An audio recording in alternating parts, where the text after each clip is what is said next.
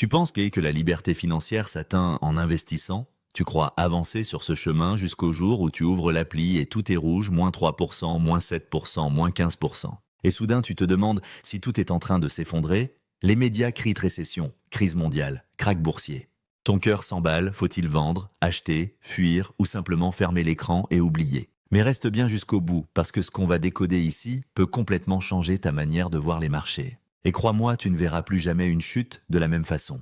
Abonne-toi maintenant et active la cloche, ça prend 1 seconde. Mais ça peut t'éviter des années d'erreurs. Parce qu'au fond, la vérité est simple, c'est souvent dans les pires moments que les plus grandes fortunes se construisent.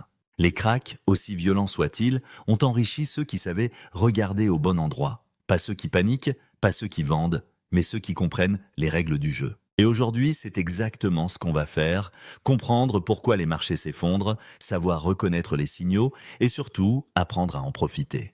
Pas de jargon, pas de blabla, juste une méthode claire, lente, puissante et efficace. Un krach ne vient jamais de nulle part, il suit un schéma. D'abord une bulle, les prix montent sans raison, l'euphorie remplace l'analyse, tout le monde achète juste parce que ça monte. On l'a vu dans les années 2000 avec les entreprises.com, zéro revenu, zéro modèle économique, mais des millions levés juste parce qu'elles avaient un site web. Puis la réalité frappe et la bulle explose.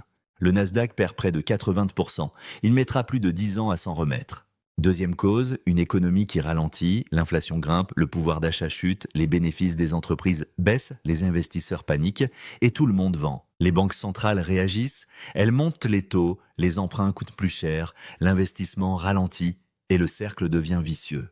Troisième cause, les signes noirs, ces événements impossibles à anticiper. La pandémie de 2020 en est l'exemple parfait, personne ne l'a vu venir. En quelques semaines, les marchés perdent plus de 30%. Et ce n'est pas la logique qui a provoqué la chute, c'est la peur. La peur est le vrai moteur d'un krach, une rumeur, une déclaration, et la foule panique. Mais une fois qu'on comprend ça, on arrête de subir et on commence à observer. Parce que le marché n'est pas un chaos, c'est un cycle.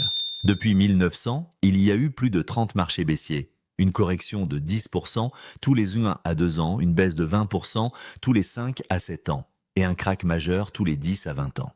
Dit autrement, les chutes font partie du contrat. Et pourtant, à chaque fois, les mêmes erreurs reviennent. Panique, vente précipitée, abandon. Mais à chaque fois aussi, le marché a fini par remonter. En 1987, chute de 22% en une journée, mais retour à la normale en moins de 2 ans. En 2008, presque 50% de baisse, mais 4 ans plus tard, le sommet est dépassé. En 2020, moins 30% en 5 semaines, mais 4 mois après les niveaux sont retrouvés. Alors qu'ont en commun ces moments? Ce ne sont pas les plus brillants qui gagnent, mais ceux qui restent. Chaque fois la phrase revient, oui mais cette fois c'est différent. Et pourtant, tant que les entreprises vendent, tant que les gens consomment, tant que l'économie tourne, le marché rebondit. Toujours, il ne faut jamais confondre volatilité avec fin du monde. Quand tout chute, le réflexe c'est de vendre, mais c'est justement ce qu'il ne faut pas faire. Tant que tu n'as pas vendu, tu n'as pas perdu. Vendre, c'est rendre la perte réelle. Warren Buffett l'a dit, la bourse est un transfert d'argent des impatients vers les patients. Ceux qui attendent gagnent. Alors comment traverser un krach? Voici les 3 réflexes essentiels.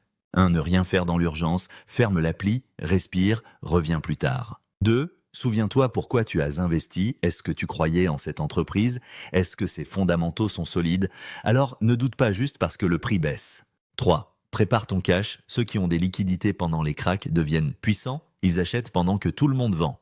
Et maintenant, on passe à l'essentiel, profiter du krach, parce que survivre c'est bien, mais s'enrichir c'est mieux. Voici les 4 leviers. 1. La patience plus le cash, une entreprise solide qui chute, c'est peut-être une opportunité unique. 2. Le DCA investit une somme fixe chaque mois, peu importe le prix, tu lisses ton entrée. Et sur le long terme, tu gagnes. 3. Choisir les leaders, pas les modes, pas les mirages, mais les boîtes qui tiendront le choc. 4. Ne pas suivre la foule et encore moins les médias. Pose-toi cette question, est-ce que la panique est justifiée ou est-ce juste un effet boule de neige? Ayons plein et tiens-toi à ce plan. Parce qu'un jour, tu regarderas en arrière et tu réaliseras que c'est dans ces moments que tout a changé. Les vraies fortunes ne se font pas quand tout va bien, elles se forgent dans la tempête. Et si cette vidéo t'a aidé à y voir plus clair, prépare-toi, parce que parfois, les meilleures opportunités n'attendent que ceux qui savent les reconnaître.